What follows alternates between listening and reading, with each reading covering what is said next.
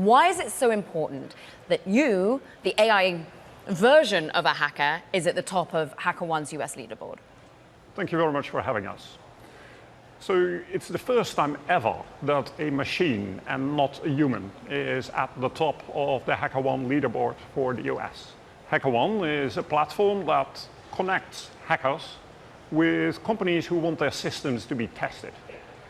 And they maintain a leaderboard, ranking the hackers according to whose bugs have been accepted by the customers of HackerOne.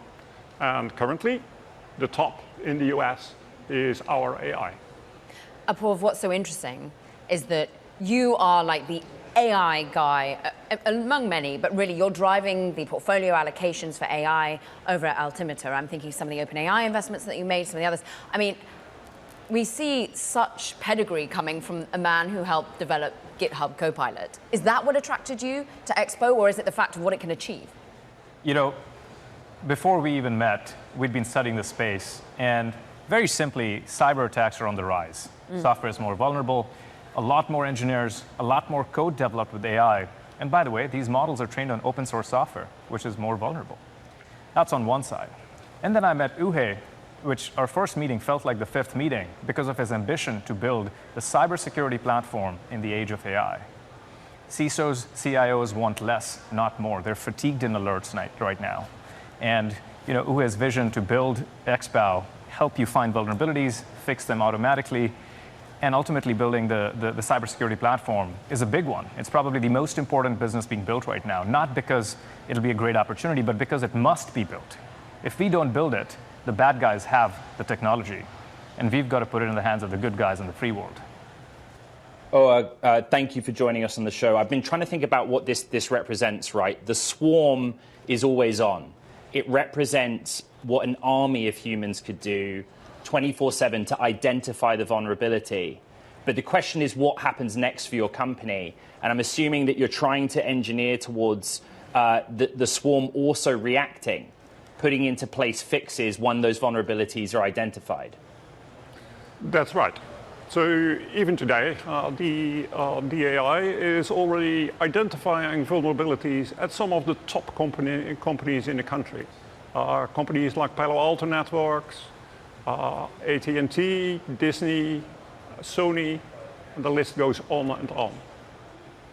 Now, of course, it finds these vulnerabilities, but they need to be fixed as well. We're very lucky that all these companies that we've been working with have been extremely proactive, immediately fixing the problems as they were pointed out. It's the natural evolution that eventually an AI will be able to do some of the fixes as well. Apoorv, I know you as an operator. You're pretty handy with software. What are you going to do to help this company grow and scale as a commercial entity? What do they need to focus on to convince the marketplace that an AI swarm is a better solution than a human team of hackers? Ed, we are fighting against time. Time is our biggest competition, really. If you had 3 weeks ahead of the bad guys, you're saving 3 weeks worth of vulnerabilities. And cyber tends to be a game of cat and mouse. Sometimes you've got the offensive teams ahead, and other times you've got the defensive teams ahead. And so the number one thing we're focused on is speed. That's why we're here today. That's why we're educating the world about what we're doing. We work with a lot of companies, as Oege mentioned, helping them secure their perimeter before the bad guys get in. Apoorv, what's so interesting is, of course, when Ed calls you an operator, you came from Palantir, you're leading the charge when you're looking at the AI investment opportunities. When we think about OpenAI investment, when we also think about Clean, when you think about this moment, because you're also exposed to Anduril, SpaceX, is this the moment for defense tech? Whether it comes in a cyber capacity, whether it comes in a hard tech capacity? Look, I think at the highest abstraction, AI is having great impact across fields. This is defense, cybersecurity, customer service, software engineering. These are large industries that are going through reinvention. And ultimately, it's raising the ceiling for performance of the best professionals in cybersecurity, like what we are doing at XBOW, and raising the floor for all the mundane tasks. In the case of XBOW, for example, you've got to do reconnaissance, you've got to do scanning and exploitation and report building. A part of that is just mundane work. But also the best hackers in the world now better off with XBOW in your toolkit rather than without. Right. You are going from this point rate limited by compute and tokens. Just explain the pathway for your company and the bottlenecks that you might face. So currently,